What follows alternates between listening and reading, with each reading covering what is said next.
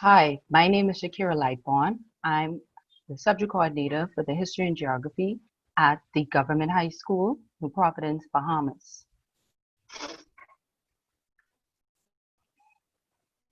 Our objectives for this lesson to do is identifying the political and physical features of Africa, explaining how the physical features of Africa contributes to development, also to assess the challenges experienced by the people of Africa. So, our introductory activity, KWL, strategy.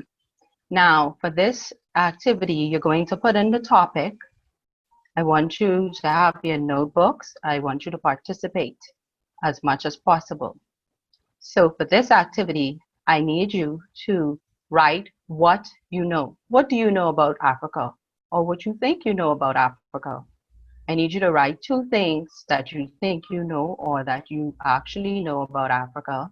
And then in the second column, I would like you to write what you want to know about Africa. I just need you to write two things. I'll start. I'll do one of them, and you'll then share what you have.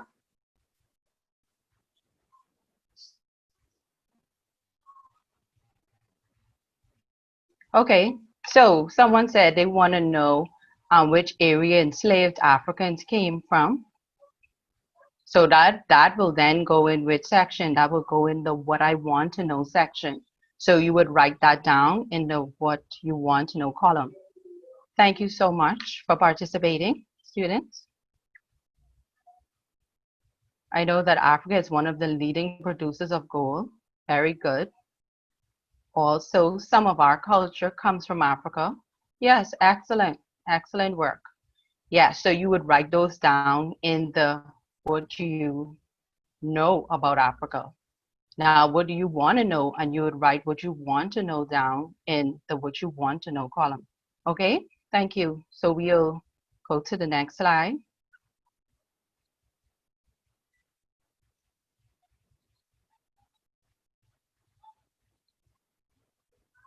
Okay, so today we're going to get into our lesson now.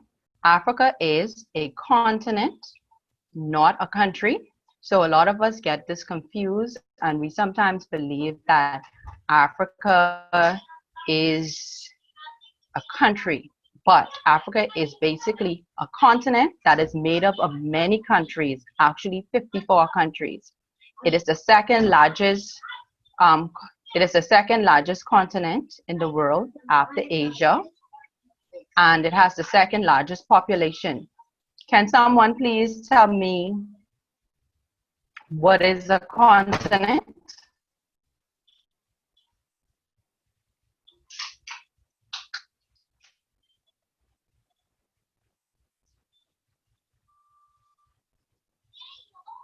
What is a continent? So a continent is a large landmass that is either separated by water or land, or a land area.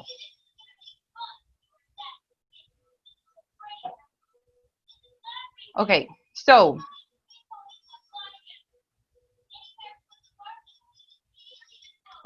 now that we're looking, if you can see the map on the screen, we're to our next slide. Africa is south of Europe, so this is Africa. Europe is to the north. Africa is to the south. It is west of India. India is on the other side.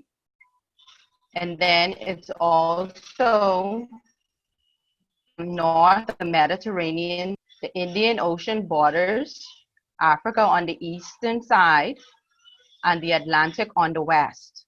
The Cape of Good Hope is to the bottom, to the end where South Africa is located, and the Indian and South Atlantic Ocean meets at the bottom of Good Hope.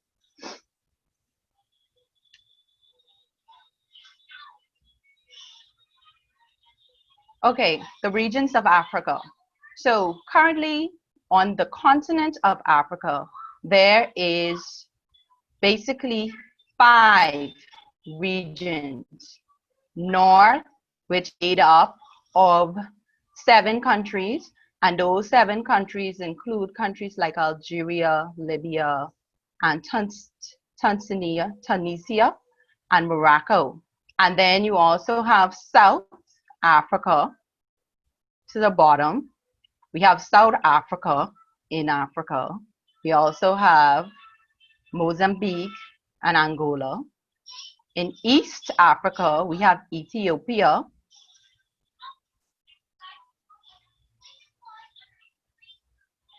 And Kenya. We also have in Central Africa, we have Burundi, Cameroon, and the Democratic Republic of Congo.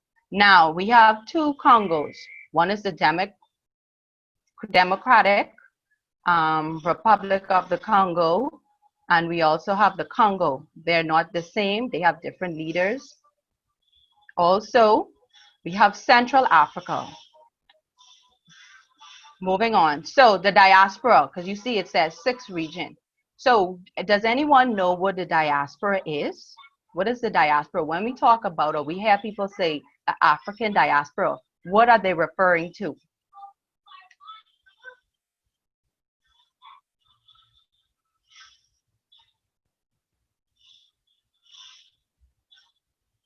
Okay, so the African diaspora actually are people of African origins who are living outside of the country, or outside of the continent, in other countries. And this was brought about by the way of the transatlantic slave trade, which took millions of Africans out of Africa, and they ended up in various parts of the world, mostly the Americas and the West Indies.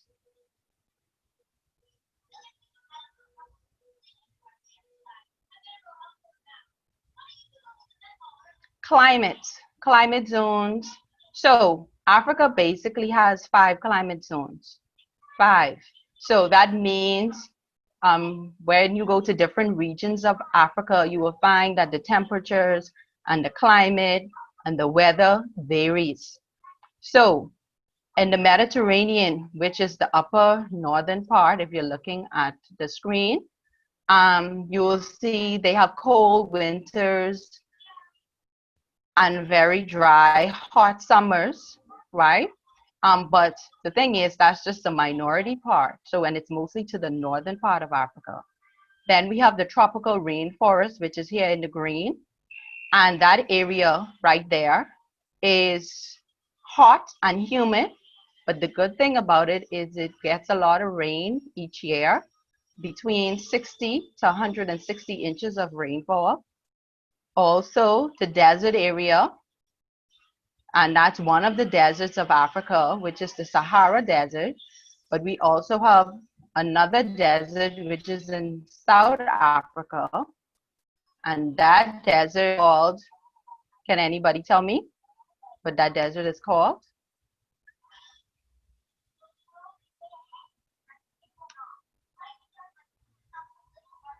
Okay, so that desert right there is called the Kalahari Desert. And deserts, as we know, are very dry, extremely dry, very sparse vegetation, if any vegetation at all, mostly sand and rocks. So hardly anything can grow there, right? And so what happens there is that there's very little rainfall, maybe between 10 inches of rain every year. So about 10 inches of rain every year, which is very little. So not too many things can live in that environment. But you'll notice that a lot of persons in the northern regions of Africa live in the desert or on the outer skirts of the desert, right? Then we have the steppe, which is also the CL, and that area, it's the outskirts of the desert. So it has warm, temperate, hot to hot summers, and then it has cold to very cold winters.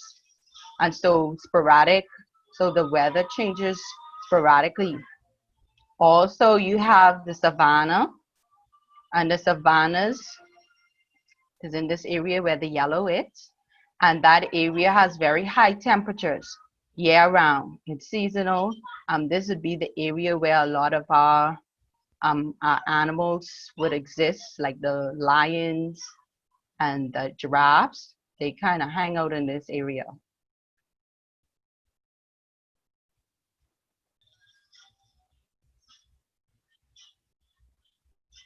Okay, so you'll see two pictures, right?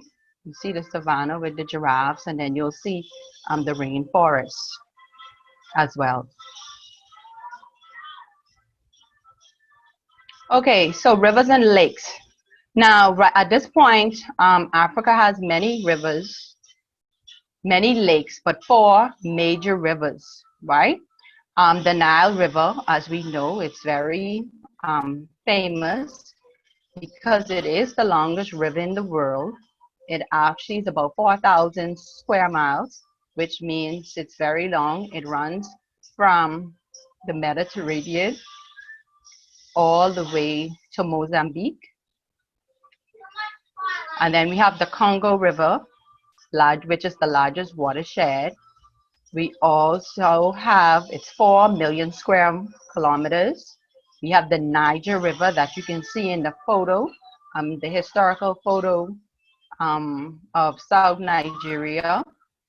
The rivers, as we know it, and the lakes, they use it for human resources. Some fish, some need it for water to drink.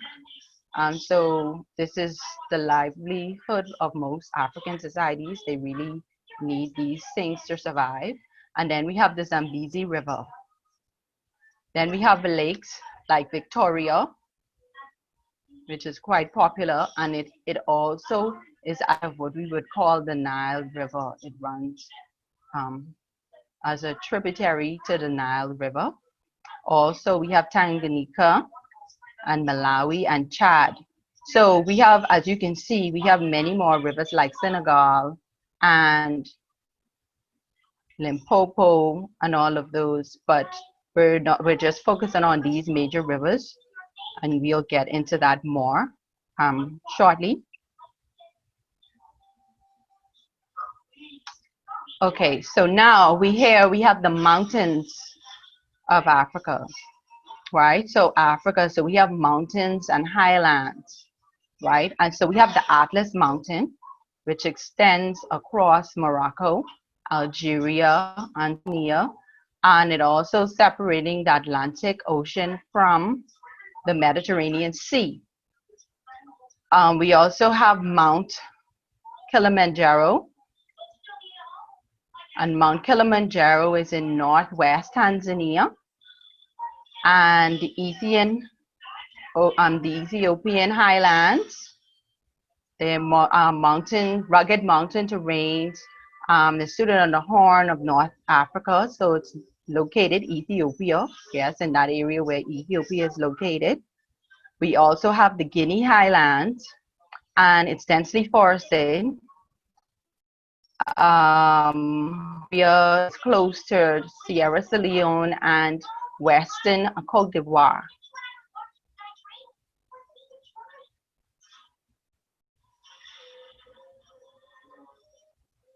What the mountains do for the people is it separates the land, and therefore, because of this, sometimes you have challenges getting to where you need to go because of the separation. The mountains, very beautiful, if I might say so myself, causes those challenges for humans. But of course, Africans are able to get around this. And then right here is Kilimanjaro, and in Kilimanjaro there are 3 volcanic cones that exist there. It's beautiful year round. It has snow at the top because of its altitude. It's able to have snow. So any hikers out there?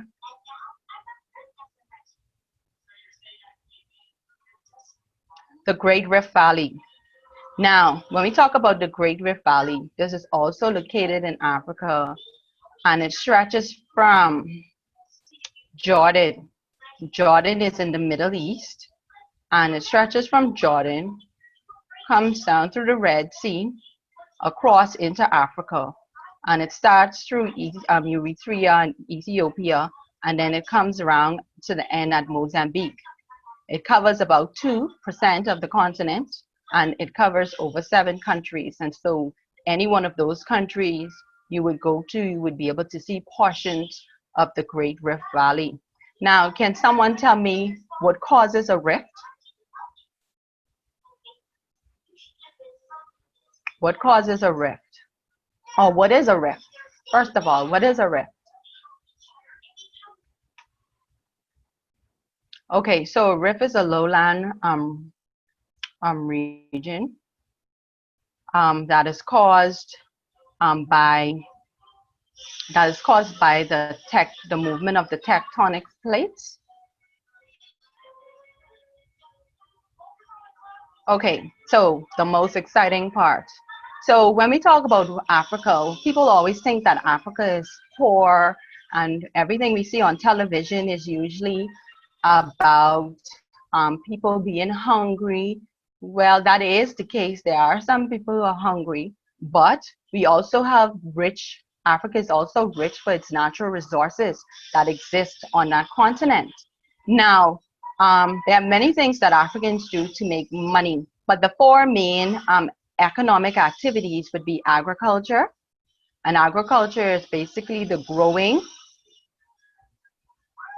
It's basically the growing of crops and rearing of livestock.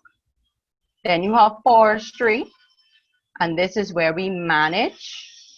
This is where we manage our forest and conserve it.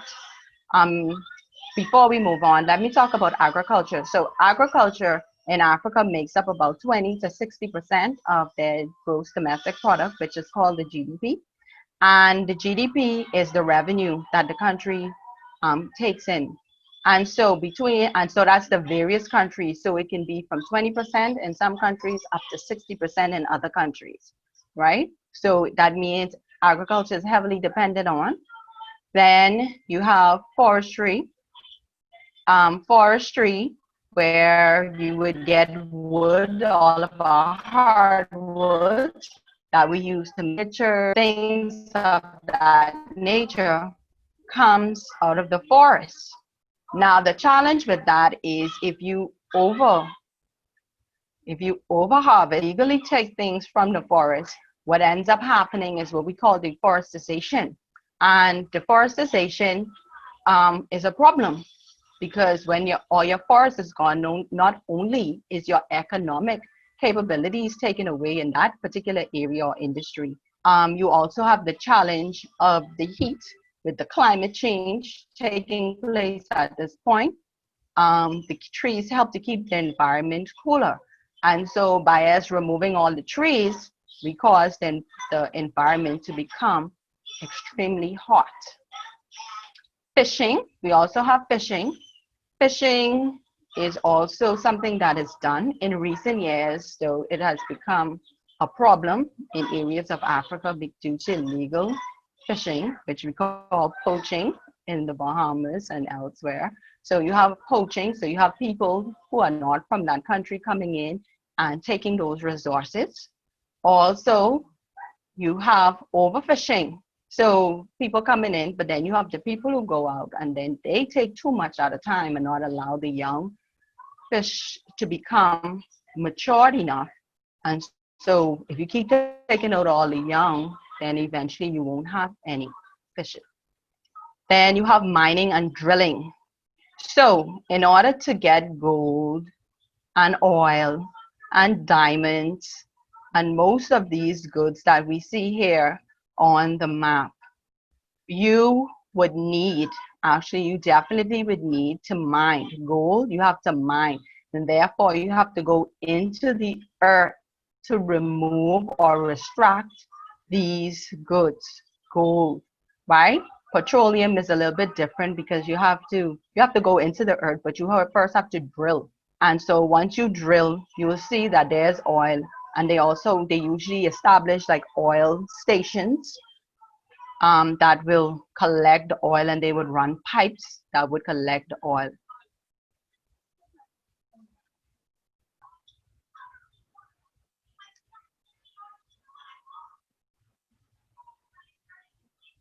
So I saw a question where it was said that if you were caught with a baby fish, if you would go to jail. Now, there are states who have different rules, like in the Bahamas. So you have closed seasons and you have open seasons. So depending on what the rules are for that country, it may not necessarily be jail, it may be fines. And therefore, depending on where you are, you would have to be able to determine what the rules are there at that time. So Nigeria in Africa is one of those countries that is completely and has a lot of oil. And so Nigeria produces, is the second largest producer of oil in the world.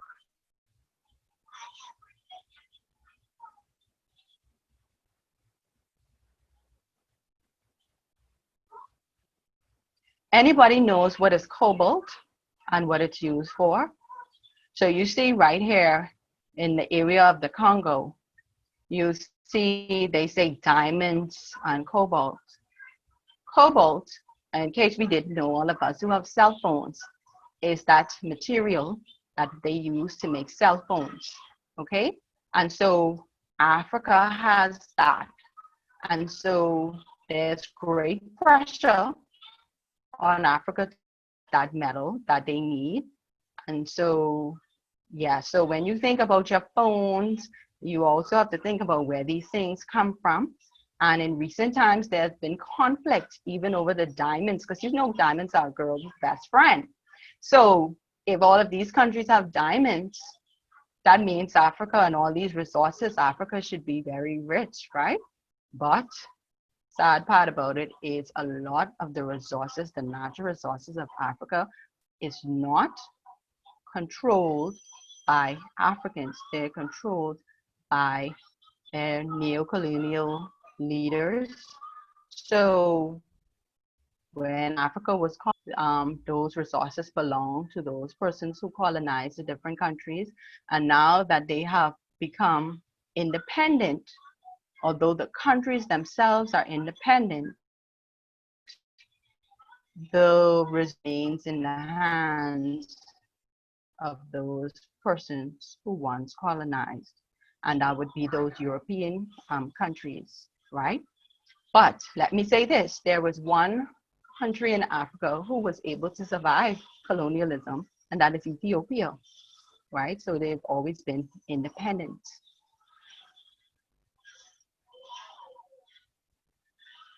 So what type of oil? So it's petroleum. And what is petroleum? So it's crude oil. So in order to, you have to get petroleum, we call it crude oil, and then they have to refine it in order to use it for other purposes, right? So you can put the crude oil right out of the ground into your vehicle.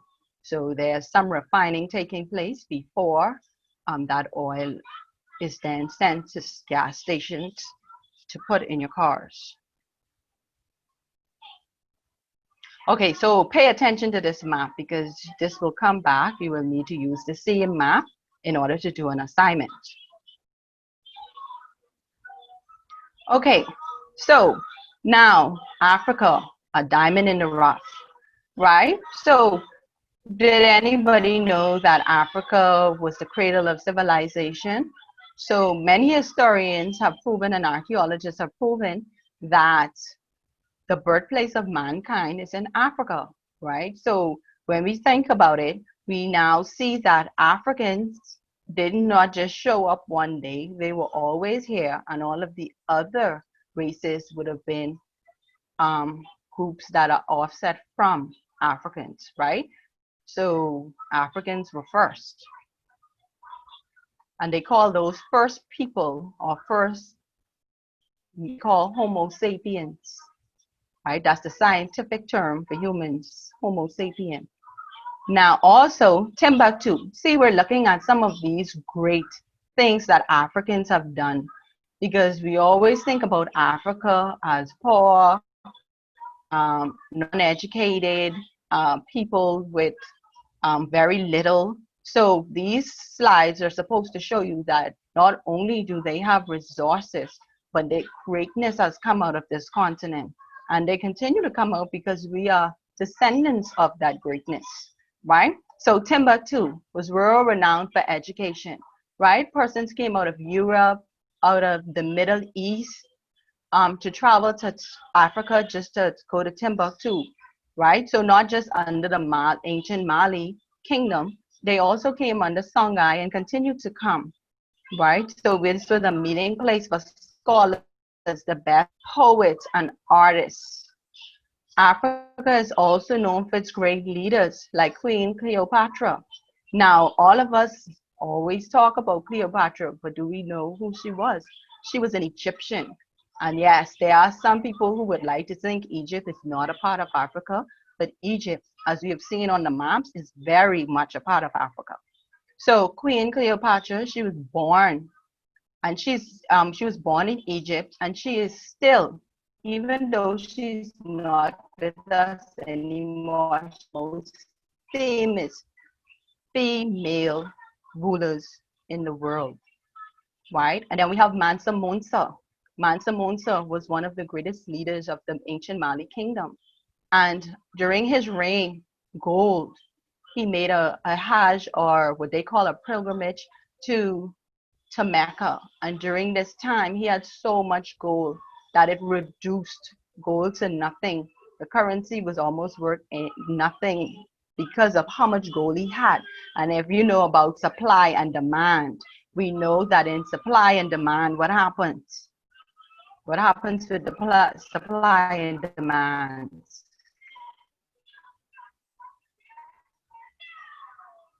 Okay, so someone asked, so I'm going back.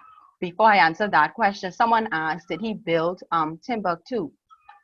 Yes, so Timbuktu is a city, but he also built the University of Timbuktu, right? And so, yes, he was responsible for that being built. He didn't do it himself, but he was responsible for it being built. And not only was Timbuktu a university or area, and they didn't just do education there. It was also a center for trade. It was also a center for Islamic teaching. So that was one of the reasons why so many persons came, because of, and the mosque and those areas were also reasons why a lot of the Middle Eastern people like to come, because of its Islamic persona, right? And so Mansa Musa was said to be one of the richest people to walk the earth. So that means he had plenty of richness. But one of them, from the West African kingdoms, what the kings did to keep, and we were talking of, to keep those supplies, gold especially, stable, so that it can actually be worth something. What they did at that time was allow the people to use gold dust as currency. Only the kings or the rulers were able to keep the nuggets, the gold nuggets, because they didn't want the price or the currency to go down. And then also Haile Selassie. He was one of the great persons of our time. Haile Selassie was emperor or king of Ethiopia, was one of those independent countries that were able to remain independent after colonialism in Africa. Yes, and he was able to become emperor. And do you know that from the 4th century BC, Ethiopia was one of those first countries to have Christianity, and even to this day, more than 60% of the population are Christians, and the Bahamas is a Christian nation, so therefore that may be something that we may look into. But Haile Selassie is also known to be what they would call the prophet of Rastafarianism. Yes, you should look that up. It was a real interesting read when I was looking into Haile Selassie. Okay, now home to the Nok people of Nigeria. So Africa has many ethnic groups, right, with their different cultures and languages. But the Nok people would be those persons of South Nigeria, and these people would be responsible, one of the first people in West Africa to work in iron, so iron smelting, so making tools and things out of iron. And they were also creating those terracotta sculptures like the one seen here on the screen. And this sculpture, um, they do it as human figures, so how they see humans. So this would be basically how they would have seen a person that they would have sculpted. Africa is also known for some 2,000 languages and a variety of cultures, right? The culture of the Dinka people, they have their various dances and artwork and things and pottery, those things that you can see. Also, the natural resources again, the gold, the diamonds, the petroleum. So when we think about Africa, don't just think about very poor people. There's some very rich Africans with some very nice homes, and also they drive cars. And so don't just think about that's just one side of Africa. Have an open mind, educated, well-educated people would have come out of that continent. Okay, human and infrastructural development. So although Africa would have had all of that going on, they also have these challenges with poverty. So they have some good things, but there are also some challenges, just like in the Bahamas. We have some good things going for us, but we also have some challenges. Sometimes crime can be a challenge in the Bahamas, right? So it's not everything is not positive or negative, but we have to find a neutral ground. So poverty.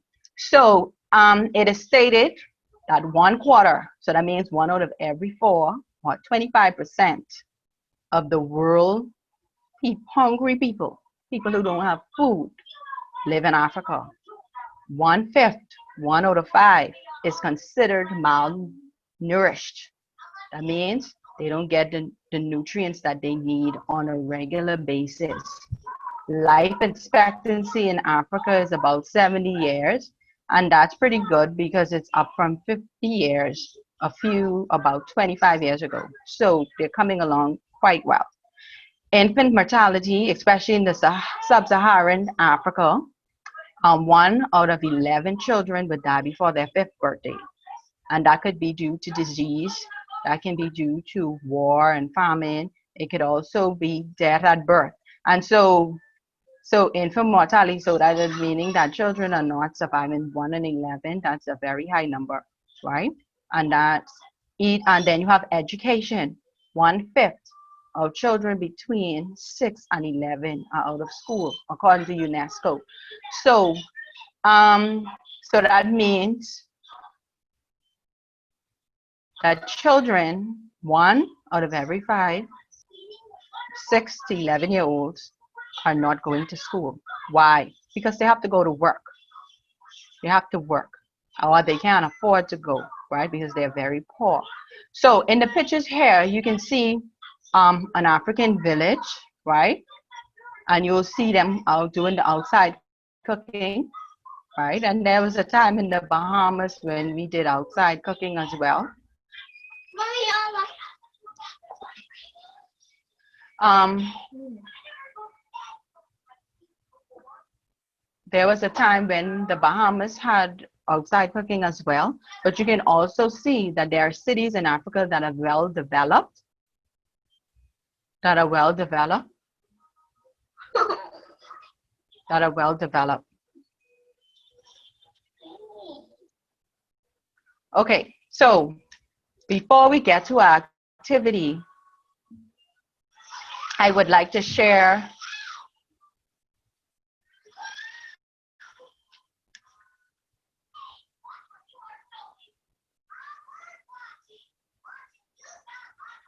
a video with you.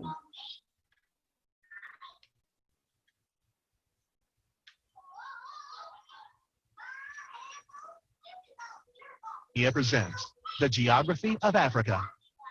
This video will detail the geographical features of Africa, how geography shaped the lives of medieval Africans, and who lived in the medieval African kingdoms.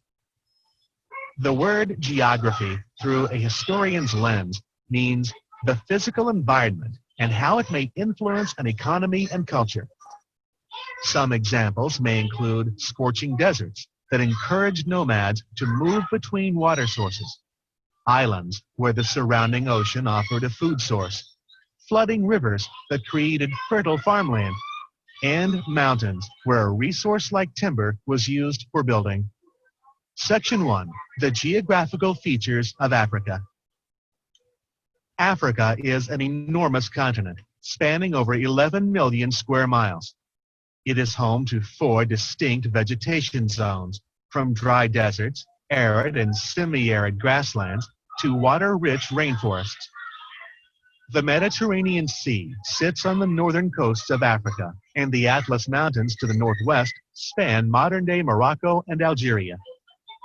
The Sahara Desert is the largest desert in the world, stretching 3.5 million square miles, roughly as large as the entire United States. This vast desert dominates North Africa. The Sahel is the traditional semi-arid or dry grassland between the Sahara Desert and southern rainforest terrain.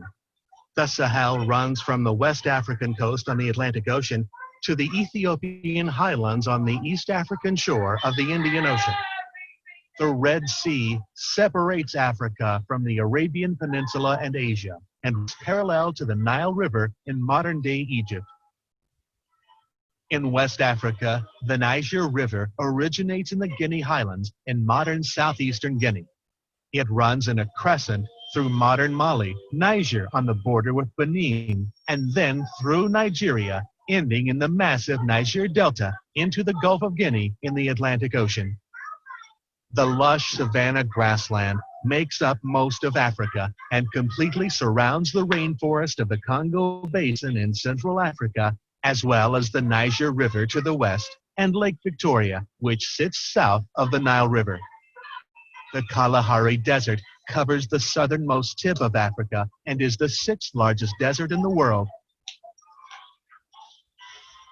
Test your knowledge. Let's play Catch the Camel. In this game, you will track the camel as it appears on a blank map of Africa. Once the music stops, you will use an Africa map labeled with physical features to determine where the camel ended up. Other animals may appear on the map, so don't forget to keep your eyes on the camel.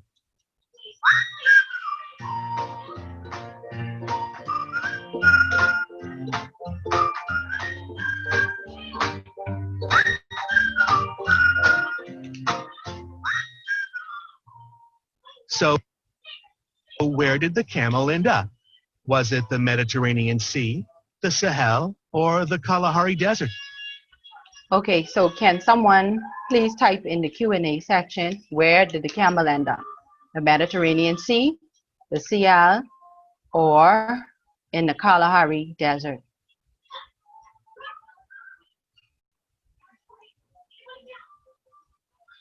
That's right.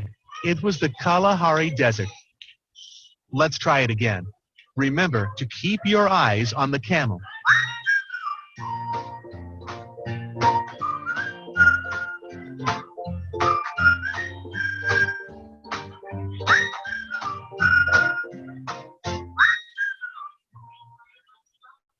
So, where did the camel end up? Was it the savannah, the Niger River, or the Red Sea?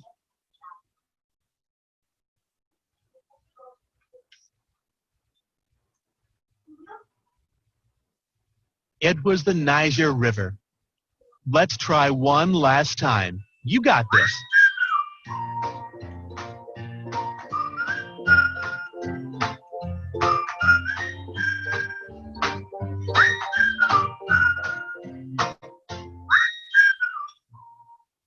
So, where did the camel end up?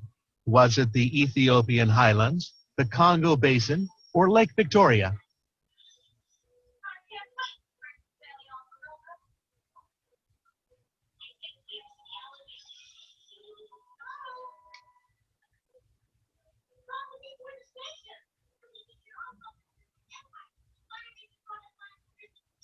Nice job. It was the Ethiopian Highlands. Here's a freaky fact. The largest frog species in the world, the Goliath frog, lives in West African lakes and rivers. They grow up to a foot long and weigh up to 8 pounds. Goliath frogs are nearing extinction because they've been a food source for humans. Section 2.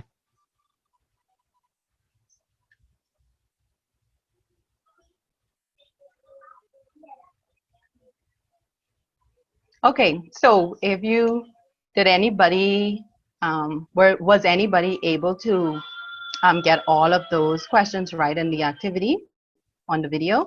Did you get all right? How many got all right? Who got 2 out of 3? If you got all right, congratulations. Okay, so the activities that you will participate in. You will use your blank map of Africa. It has already been uploaded to the site. And you will complete the following task on that map. And you will also do question 3. So you need to read properly. Also remember question 2 to use slide 11, right?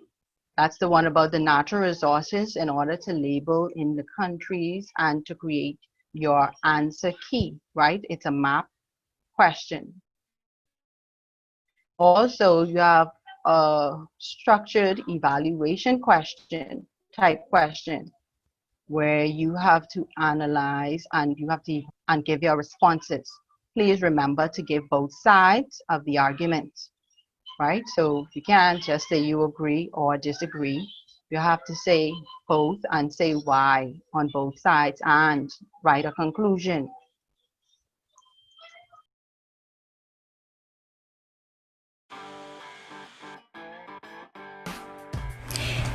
It's social studies drill time. Now, put on your thinking caps and let's go way back to forms of government. Let's say these words together and memorize them as we go along. Ready? 1. Anarchy, democracy, dictatorship, monarchy, and republic. Let's get started. In this form of government, there are free elections and power is shared. What form of government is that? Did you say democracy? That is correct. This country is ruled by one person and is the opposite of a democracy. The leader is also backed by a whole army. What form of government is that? Awesome! Dictatorship is correct. In this form of government, the leader inherits the power to govern as king or queen, emperor or empress. Yes, think about it. You do know the answer. Monarchy. Cool. In this form of government, the leader is the president, who may or may not be elected by the people. What form of government is that? Yes, republic. And finally, sometimes countries are left with no form of government. Total chaos everywhere. This is called an anarchy. Well done, guys. You did an excellent job.